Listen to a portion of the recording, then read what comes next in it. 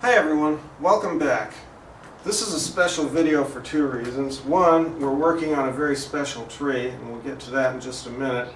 And second, for the first time, we have a guest in the video, Mr. Sampson, my student, who traveled all the way here from the Philippines to learn bonsai.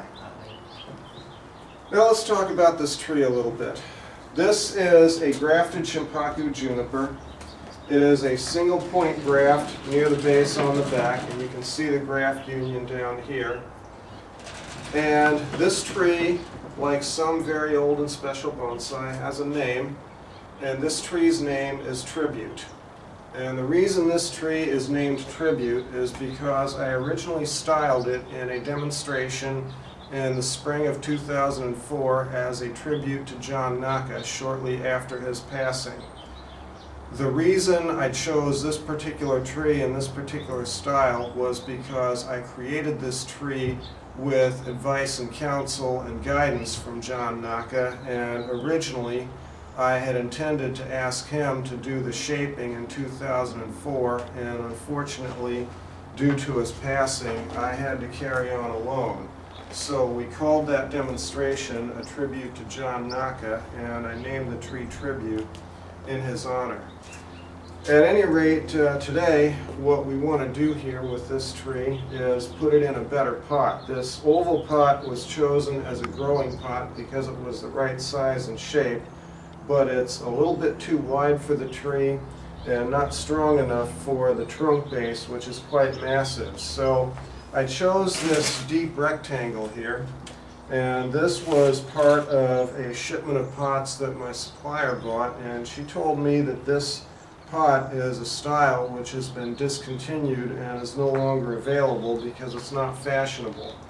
You'll also notice that the tree has extensive deadwood. We can't shape or work on the deadwood today because it's still the middle of winter here. It's the rainy season here in California, and we need an extended season of dry weather in order for the deadwood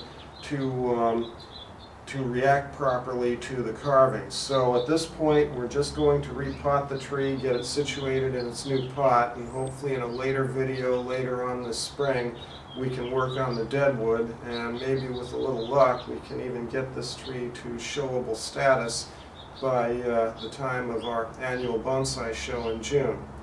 Alright, now Mr. Sampson, if you will, I'd like to carry this tree off of the table and over to our garden wagon where we're going to handle extracting it from the pot. So just take the other side of the tree here, and let's go over here to the garden wagon, and we're going to put it right in the wagon like that. I'm wearing leather gloves to extract the tree from the pot, not so much to protect my hands, but to protect the tree. The leather gives it a nice soft surface, and we'll just rock it like this, and it turns out we don't really need to do much more. We'll just pull it right out of there. Then we can take the old pot and set that aside. Some other tree will be happy with that. And then put this back in the pot. And the next step is going to require a cultivator and hose. We have to clean off the old soil, and we have to cut the roots back, partly for the health of the tree and partly to fit it in the new pot, which, although deeper, is a little bit smaller than the old one. Now you can see from the preliminary work that I'm doing that this tree is quite healthy and has filled this entire pot with roots. So we've got our work cut out for us in terms of root pruning.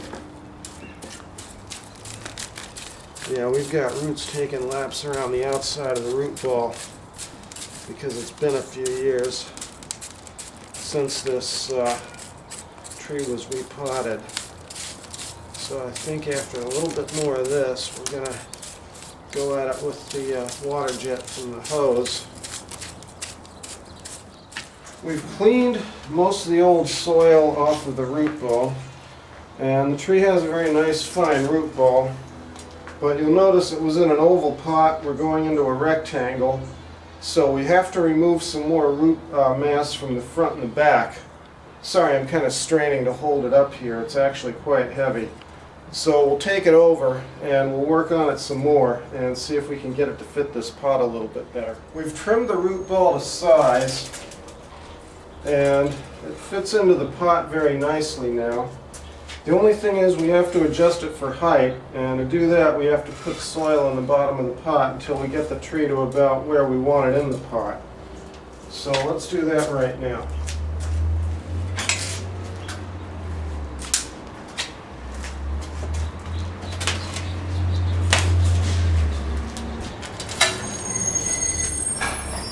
We've filled the bottom of the pot with soil and gotten the tree into the position and the level that we want it in. The next step is to backfill around the base of the tree and finish the repotting by filling in all the soil around it and then watering.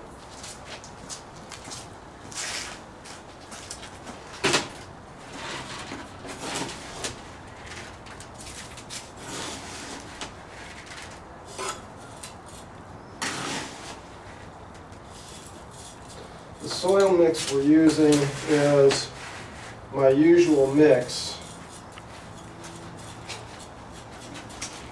We're doing 25 to 30% organic, and although some folks may argue that there should be a lot less organic or none at all, one problem is in recent years we have had some very, very hot, very dry summer weather.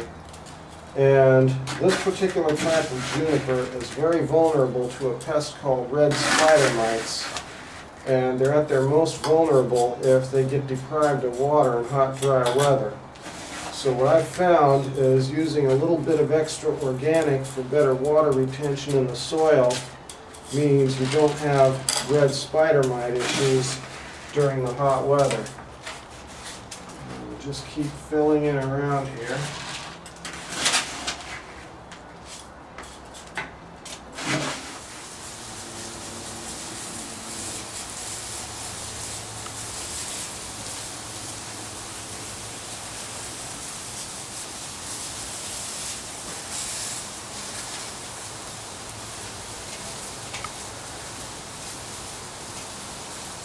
A juniper.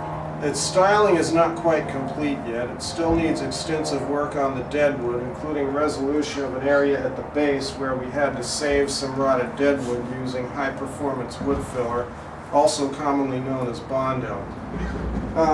But thanks to my student, Mr. Sampson here, we managed to complete a repotting of a heavy and quite valuable old juniper, and hopefully in this new rectangular pot it looks much better than it did before. I certainly think that it does. So let's do a slow 360 here and take a look at what we've achieved.